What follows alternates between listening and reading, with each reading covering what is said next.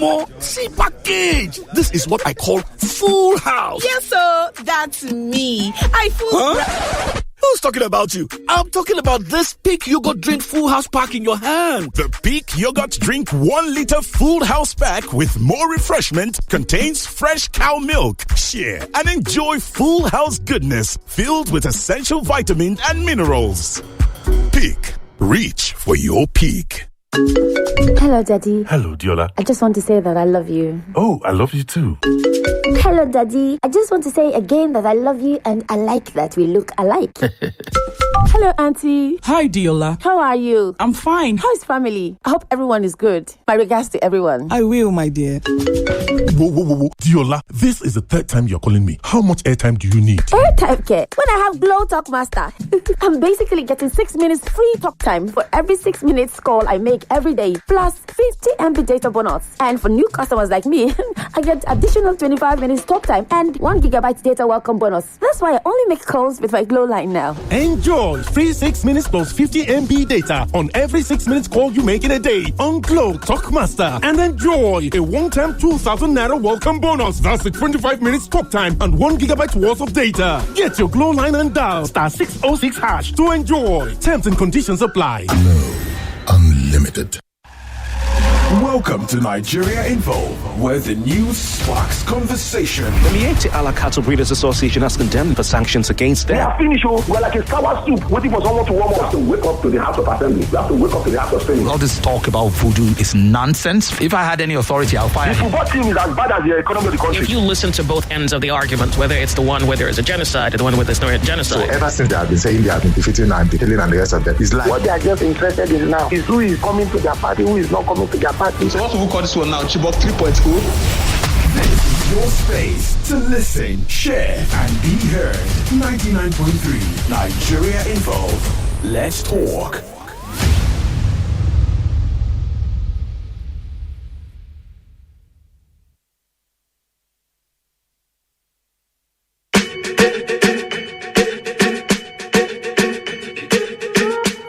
I'm at a party I don't wanna be at, and I don't ever wear a suit and tie.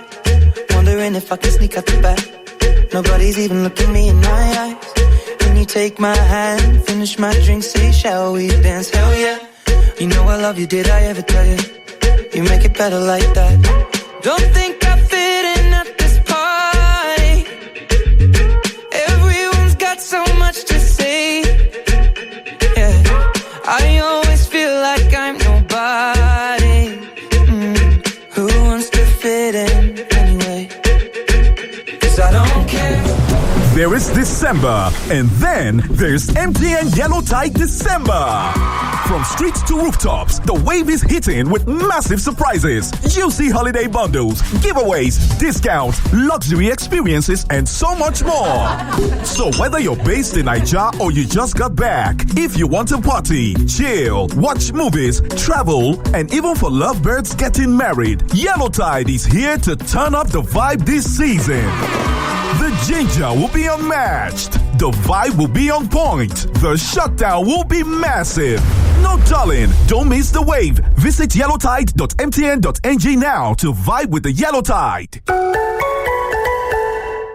Guy, how far? You watch that game? I did. Oh boy, that goal, eh? Hey. Make I call you back. My airtime go soon finish. Sorry, I forget I get extra 3 minutes to talk. I wonder why you hold a cut call. When na MTN better gist you dey use. Me, I still dey enjoy my free 2,100 airtime on top my new MTN SIM. Yes, so get 3 minutes extra on MTN Better Gist. Text BG to 312 to collect your own awoof.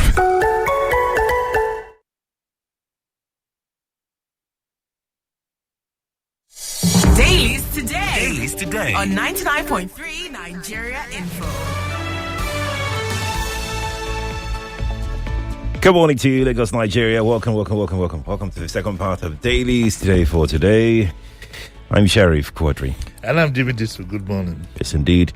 You can watch this show on Facebook and on YouTube. Nigeria Info 99.3 is how you can watch. Yes, it's a live show, so you can watch it on Facebook and on YouTube.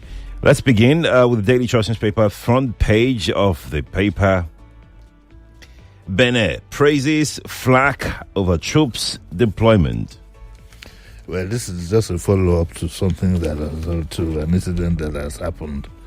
By now, you know what happened at the weekend. We had to deploy Air Force and some of our troops to Benin Republic. So yesterday there was a discussion at the Senate, and the Senate has approved his request for the deployment of Nigerian troops to the Republic of Benin. And there have been various reactions also, which I'll quickly go through. It says that after an extensive debate, the lawmakers overwhelmingly voted to ratify the president's action. Senate President Akpabio then presented the committee's report for confirmation, which senators affirmed before approving the deployment through a second voice vote. The governors say that President Tinubu, in doing what he did, averted a major security threat to Nigeria. In a statement, they said that any collapse of the constitutional order in a neighboring country would have direct security implications for Nigerian border communities.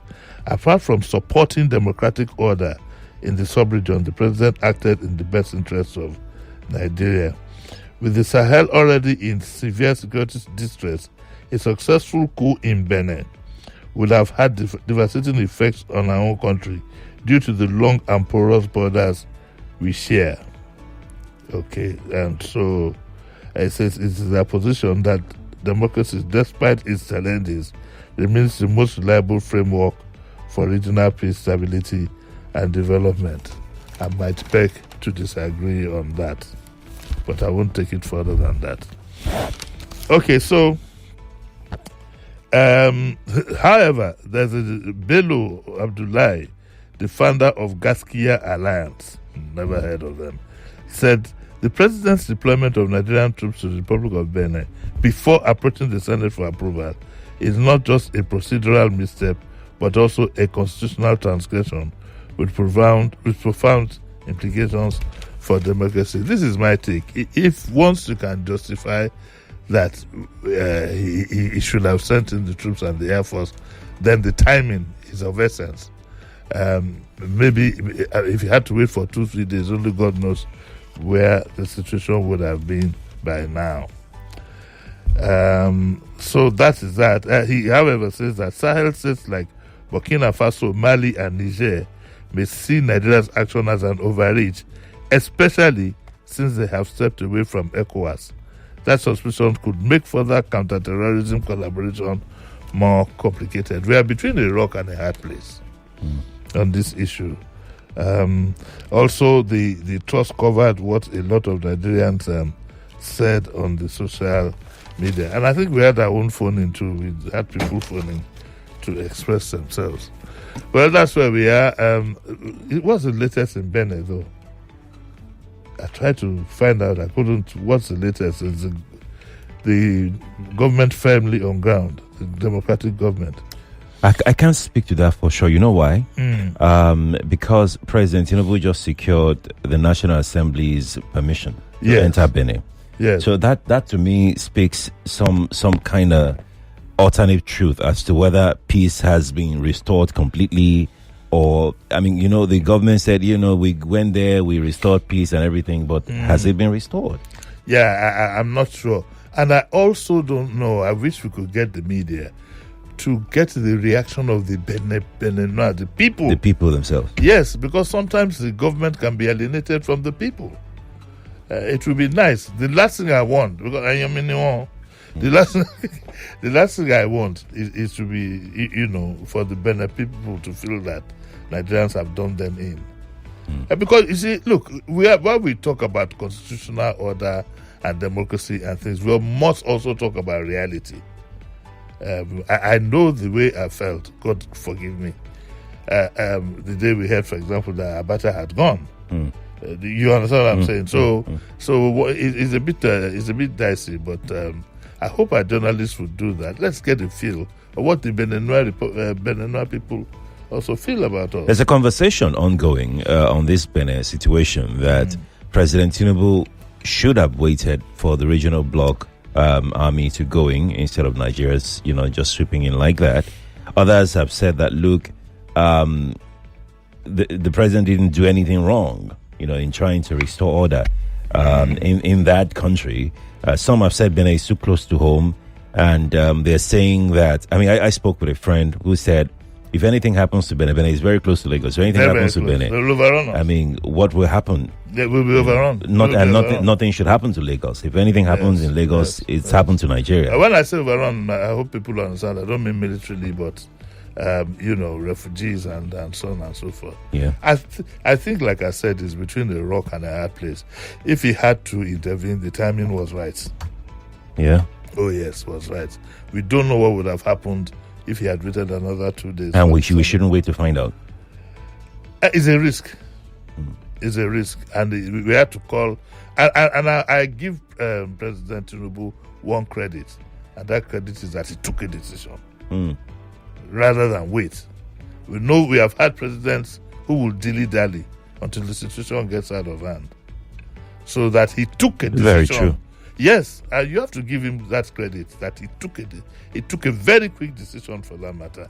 Unfortunately, it's also tainted by French interference. I was going to go, that's my next question. Yes, and it's tainted by the French admission. One of the officials admitted. I saw that, yes. Yes. That's my next question. And what's your thoughts on that? No, because according to them, they're saying that the French president led. Yes. They've done President Tinubu. He was going under the cover of ECOWAS. Now they've made it look as if it was French interest. But I will still give him credit for taking a decision. Yes, I will give. As far as I'm concerned, I'll sort it out. I give him credit for taking. But his liaison with France is going to get him into big trouble, big time. Him and Nigeria, we are going to get into trouble. Is that what happened in Burkina Faso? Is that what happened now? In Burkina Faso? I don't know. I don't know. I'm just saying that could it be because of our romance with France? No, that's why Burkina Faso is making such a huge big deal out of. Look, listen. We are not liked. One, we are not liked by the Sahel states. We are not liked. Our president is seen as a stooge of the French president. And incidentally, this plane, this Hercules that did the, I wanted to say crash landing. An emergency landing. Emergency landing. The coincidence was that it was on the same day that the coup was taking place. And so there's the proverb of the witch who cried yesterday and the child who died today. But Nigeria has to be careful, and President Bola Tinubu has to be very, very careful. Our president is reckless, and he has this penchant for looking out for his own personal interests, but it will backfire on him. However, I still give him that credit for taking a decision. Still give him that credit. Indeed. Let's move on. I mean, I have one more question, but let's just move on because of time. Let's go to the Guardian. This story is in the Guardian. It's in the Vanguard. Fubara Adeleke exit shatters embattled PDP dims 2027 hopes. That's on page 6 of the Guardian. In the Vanguard, it's on page 10. Osun governorship poll, why I joined Accord Party. Adeleke. Also in the Vanguard, Fubara dumps PDP for APC. I wonder how many governors are left in the PDP. I think the PDP is going on. There's a sinking ship. Adeleke, well, we knew, I think we've spoken about it here, he is now going to Accord. But I think that once he gets the governorship, he will head in the direction where he is permanent abode. It could be the APC, it could be the PDP. He can't go to the APC now. Then the politics of the gubernatorial candidate of the APC, if he goes to the APC, he might not even get the ticket. So, and I think that he has the capacity to try out his hand by himself. And that. As for Fubara's case is well known. And good luck to him. Good luck to Nigeria. Good luck to Nigeria. I'd also like to inform you that Professor Wole Soyinka is back. You go to If you go to, for those of us, he's my mentor. No, he's back. He's back where we always wanted him.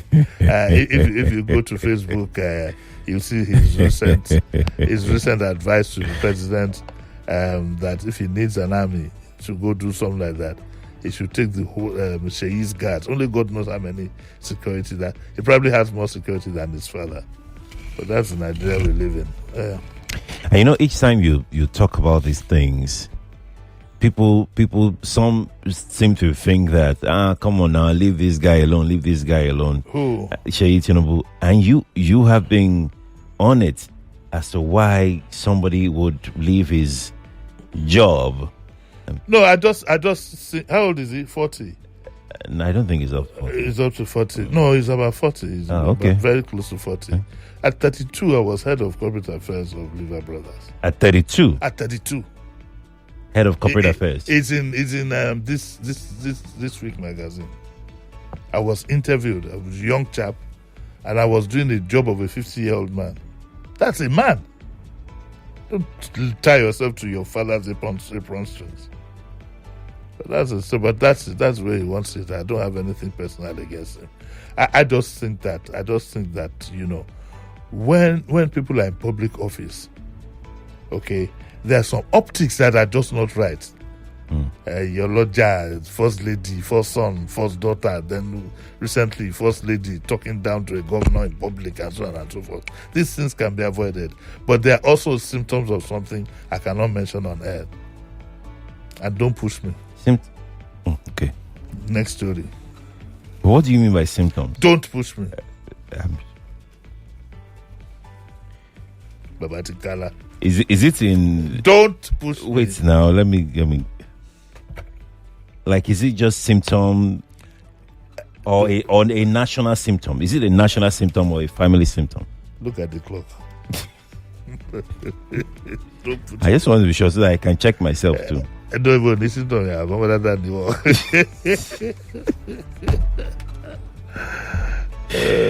Okay. But by the way, I wish to inform you that I've gotten 2 or 3 reports from the social media that kidnapping now is happening heavily in Ibadan. So you might in Ibadan. You might want to make a phone call home. I've made my own phone calls to my people in Ibadan to stay safe. My biggest worry, something keeps striking my head, and I think I'd better talk about it. And somebody should alert Kayode, what's his name now?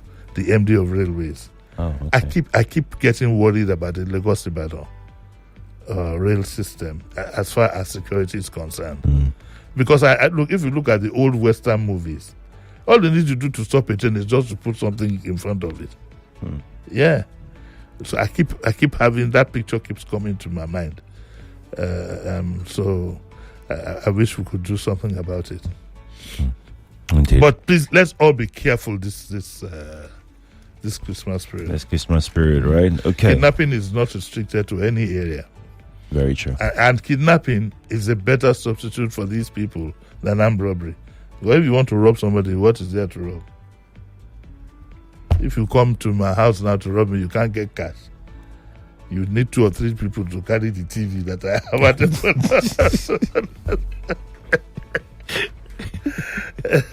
So let's all be careful, please. Please, let's be security conscious, okay? Maybe we'll do a show with the security experts to tell you how you can, plan your movement and all of that. In fact, now that you've said it, I think it's very necessary. I'll do it on Tuesday. Look for one retired policeman or somebody who... police, anyway. I'll look for somebody. Let's go to page 18 of the Vanguard newspaper. It's an editorial. Who gave the order? It's embarrassing. It's embarrassing that all this while we're being told that when the girls of Government Girls Secondary School in Kebbi State, 45 minutes before they invaded, somebody gave an order for withdrawal of troops. We've been asking that question. Who gave the order? Nobody has answered the question. And the Vanguard here in the editorial says that the most ominous and befuddling aspect is that the presidency has never said a word about it. It has become one of the controversial issues surrounding us insecurity that are conveniently abandoned in the realm of public speculation rather than giving clarity. Who gave the order? The Chief of Army Staff should be able to tell us who gave the order. I mean, it shouldn't be hard. It shouldn't be hard to track. It shouldn't be hard. It shouldn't be hard. And so the Vanguard writes this editorial and are asking again, who gave this order? Then they say, we call on the federal government, not just General Musa, to come clean on all these issues. Who gave the order to withdraw troops and endanger Kebbi school girls? Who betrayed the late gallant officer, Brigadier General Mohammed Uba, who was captured and executed by ISWAP on live radio? The Vanguard says that sweeping these questions under the carpet will inflict irreparable damage on the credibility of our leaders. It will also justify foreign intervention. Then, final sentence. Who gave the order? We want the answers now. I find it very, very embarrassing that we have a Chief of Army Staff or even the new Minister of Defense. It should. Who gave? Somebody must have given the order. The troops shouldn't have left by themselves. Who gave the order? And you see, when you allow things like this to grow, very soon somebody will be made to claim ownership of this order that we are talking about. Then it will be too late to correct. Do you think that these things are happening? The saboteurs are thriving in government and out of government because we are in a state of capture as a country. But you know the because answer. Because the government, they can't do anything. Sheriff, you know the answer to the question you just asked me. There is sabotage all around. If an order was given that withdraw, okay, and then the girls were kidnapped, we are not even saying yet that, we don't know where this act of sabotage lies, either in giving the order or revealing the order. They are two different things entirely. Somebody could have given the order, thought it was safe and whatever, and then somebody would have revealed that, what in law? But tell us something. Who gave this order? It's embarrassing for the country. It's very, very embarrassing. And for the armed forces. You can't tell us who gave an order. The troops left by themselves. Who gave the order? They can't tell us. They can't. I think that the people need to understand, the security forces need to understand that it will not go away. It will not, and it's something that will hang around them for so long. And I don't think we should allow it to degenerate. And you will have to sacrifice that person, even if it was the president says so. Let's go to Nigeria News Direct. Page 13 of Nigeria News Direct. Alleged misconduct at Lagos hotel sparks public debate on morality, law enforcement. The reason why ordinarily this is a Diabumi story, kind of. But we need to alert you to the kind of country that you are living in. The latest of the things we heard. It says that on 18th July, 2027, at a well-known Kampala hotels at Woodin Street in Bariga. Do you know where it is? No, I don't know. I will ask DJ, my friend. I don't. It says two women in their late 30s arrived at the reception and requested a room. 2 women. Okay. Now, according to the hotel staff, they appeared unusual and they were checked in without incident after completing payment. A few minutes later, however, an elderly Mrs. Fumilayo Ajayi, a cleaner in her mid-50s, reported that she heard what she described as intimate sounds coming from the room. What do you think was happened? Do you think they saw a rat?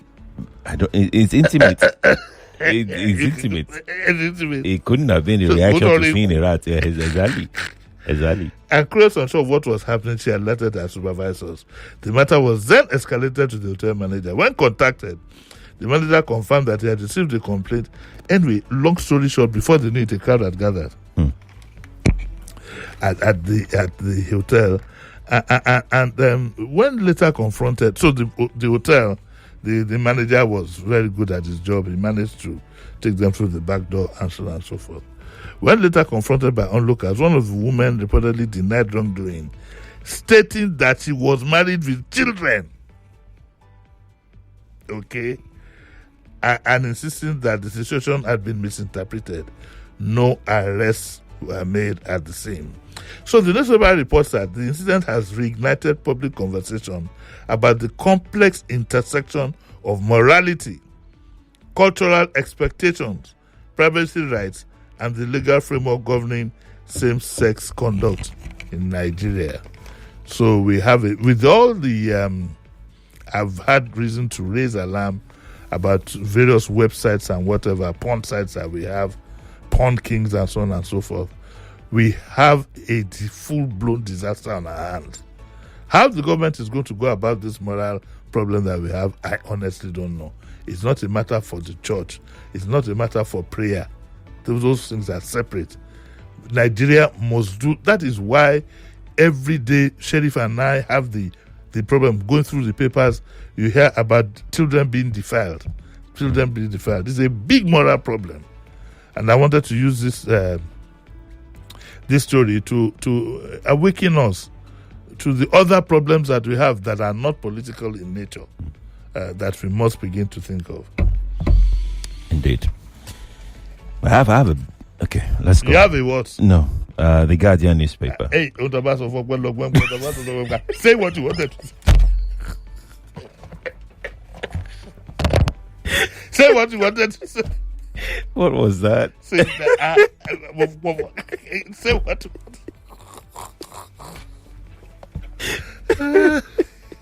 Okay. By the way, sorry, Teddy, yes, I've been up this morning. Yeah. Please try and go to my Facebook page and see something that happened at Ile-Ife when the First Lady put her in some kind of carriage moved by a horse or something like that. I think that there's a need for the presidency. There's a need for somebody to head a proper protocol unit in the presidency and stop a lot of the jagbajantis that we see. They put the First Lady, got down from her car, put her in something that looked like a carriage, like the Queen of England. Where has all this come from? Where is all... And apart from it costing a whole lot of money, it's a sign of something again that I'd rather not talk about. And we must not fester it. We must not allow it become the norm. So go on. But what did you want to say that time? Yes. No. What's that? What's that? Okay, let's go take this story here. On page 7 of the Guardian newspaper. What did you want to say? I'll say it off mic. Okay. Taraba CJ raises alarm over withdrawal of judges' police orderlies. Trust police to overdo it. Simple instructions. So in Taraba, they went and withdrew. I now saw one of our senators. He had a soldier behind him. A soldier? Yes. Or somebody in camouflage uniform, green. So I don't know if it's a naval officer or whatever. But he had somebody from the military now as his escort. Must you have an escort? Must you have an escort? There is something in the mind of our people. Honestly. And guess what? Your escort is no security assurance. Some of our leaders, their minds are demented. Honestly. They have the brains of a baby. Okay, so if you say you won't give me police, I'll go and get somebody in a camouflage uniform. Very soon, all these Motekwa and so they'll have good job to do because our politicians are very, very desperate. I confess Motekwa say Nonsense. I see that. I see that happening already. Nonsense. I see there's a possibility for that. Nonsense. I mean, a lot of our VIPs and so-called, they should just grow up. All this one around the VIP women, this is nonsense. Which one is now the police removing this thing from? The chief judge yesterday, he shouted out, he concerned that they've withdrawn all the police hotels attached to the judges in the state.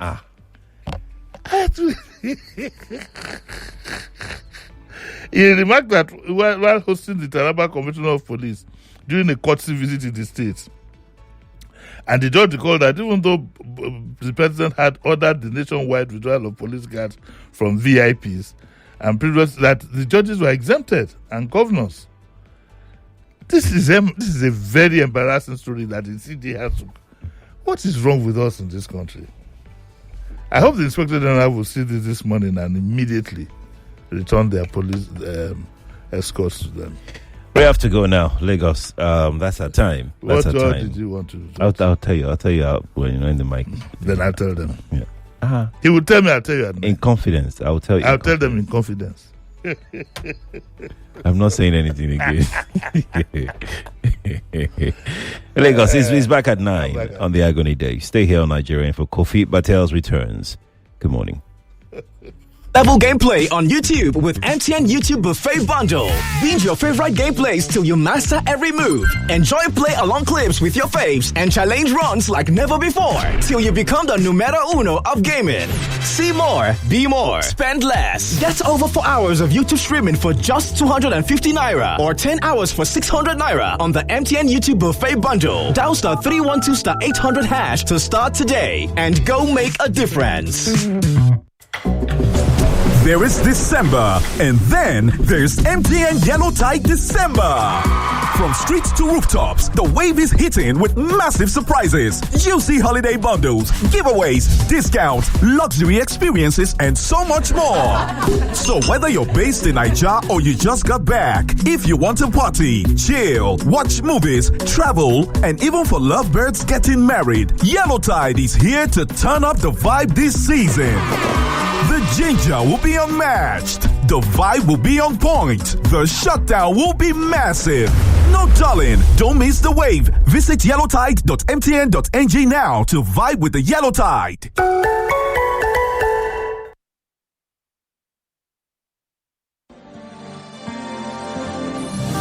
We inform, we inspire, we ignite the conversation. It's a worthy conversation to have. It would have been to the credit of the presidency of if he had released Because the government is saying one thing, the people are saying a totally different thing. When Nigeria issue has happened to them or their family, they will know that this is not. Again, I don't think there is a perfect answer to this story. We're discussing the EFCC and their war against corruption. Let them work so that we will call the result. Imagine that in 2026, we'll stop talking about corruption. That their leaders say this is what you should do for them. Why can't you listen to them? ADC warns against political witch hunt in coup pro. Injustice will plunge this country into a chaos. It's about you, the caller, the listener, the Nigerian on Nigeria Info. AM.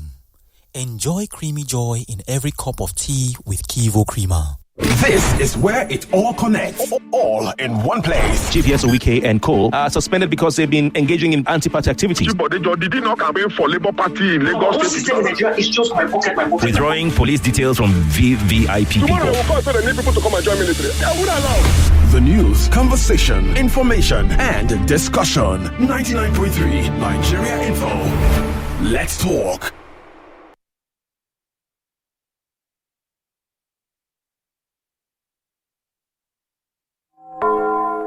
It's 8 o'clock. The news update on 99.3 Nigeria Info.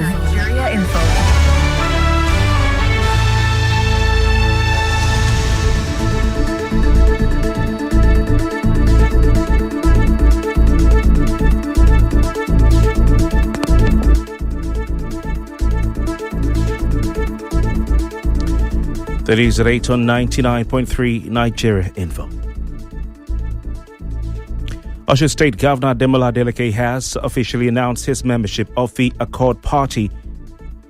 The Osun State Governor says he joined the party on November 6, although it was kept a secret. It's also announced that he will run again as the Accord Party candidate in 2026. That's run for the governorship of Osun State again.